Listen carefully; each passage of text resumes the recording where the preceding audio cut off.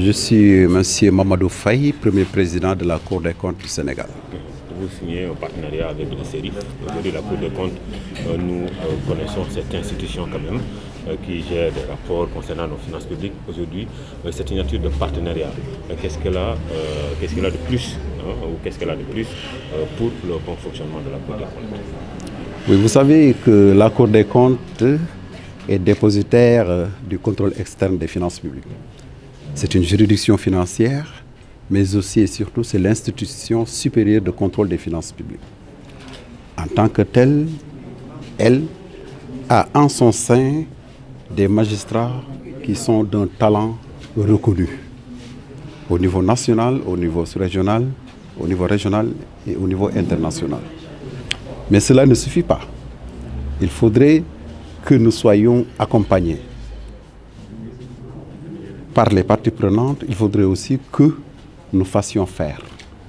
Parce que vu le périmètre de contrôle, à nous seuls, nous ne pourrons pas répondre favorablement et dans les délais aux attentes de plus en plus exigeantes des citoyens. C'est la raison pour laquelle nous avons fait recours au CERIF qui va nous appuyer, qui va nous accompagner dans la mise en œuvre de notre plan stratégique de développement qui vise non seulement à produire, à augmenter la production d'abord, en quantité, en qualité et dans les délais. Parce qu'il ne sert absolument à rien de sortir des rapports bien des années après. Ça ne sert absolument à rien. C'est ce que nous voulons éviter. Mais aussi, nous voulons améliorer notre communication et nos relations avec la partie prenante. La Cour des comptes n'est pas inconnue, mais elle est méconnue.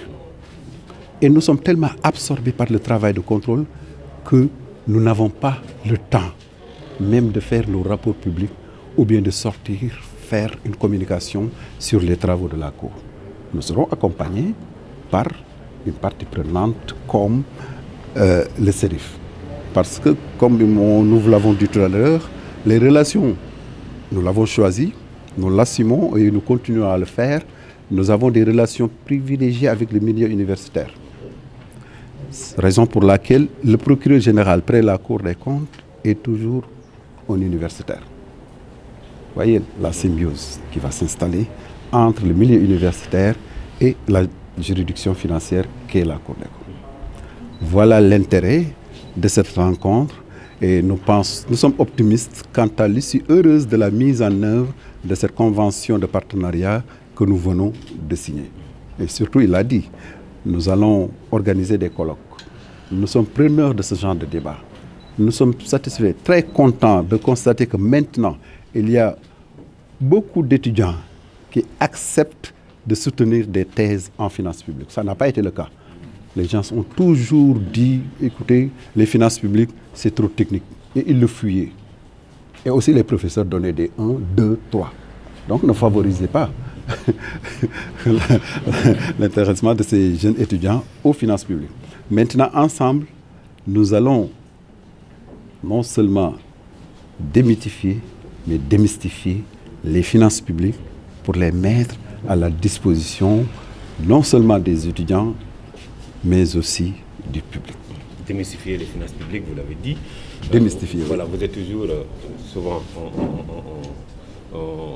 souvent on dit que la Cour des comptes ne prend jamais le train à l'heure, c'est-à-dire des rapports de 2017 peut-être publiés en 2020. Est-ce qu'aujourd'hui, avec cette coopération avec les CERIF, on peut s'attendre à des rapports à date échue? Lors de mon installation, j'ai été très clair. J'ai dit que le retard sur les rapports ne se justifie pas. Et je ferai tout qu'avant le terme de mon mandat, qu'on revienne à la situation normale.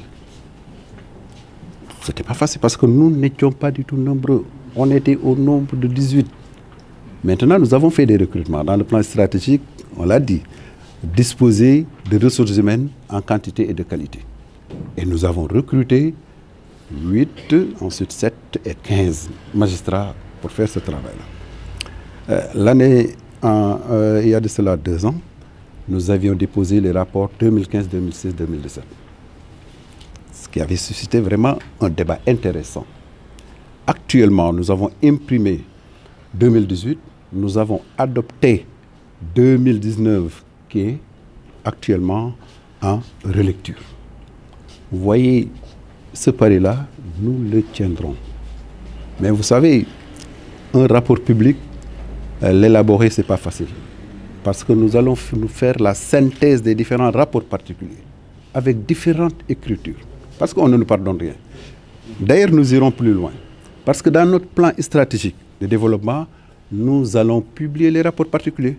Non seulement le rapport public que vous voyez maintenant, qui n'est rien d'autre que la synthèse des différents rapports particuliers, mais nous allons publier les rapports particuliers et nous allons aussi publier les rapports d'activité annuels, ce qui fera 3 publications. Donc vous verrez que nous irons plus loin que là où nous attendez. On ne peut pas avoir le président de la Cour des comptes devant nous sans lui poser la question. Mais comment se comporte la gestion de nos finances publiques?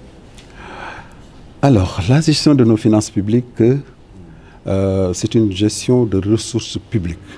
Donc, pas seulement les finances publiques. Comment elles se portent? Elles se portent tant bien que mal. C'est-à-dire qu'avec l'arrivée de la Cour, franchement, il y a des avancées importantes dans la gestion des finances publiques. Parce que non seulement nous faisons des recommandations, en exigeant l'application de nos recommandations pour tout ce qui concerne la violation des lois et règlements, mais nous faisons aussi des recommandations portant sur les bonnes pratiques. Il y a 2 types de recommandations. Souvent, les gens ne font pas le discernement entre les 2 types. Mais aussi, nous sommes allés plus loin, parce que nous faisons aussi le suivi des recommandations, c'est-à-dire voir si les recommandations que nous avions faites ont été appliquées ou non, et voir les raisons pour lesquelles elles n'ont pas été appliquées.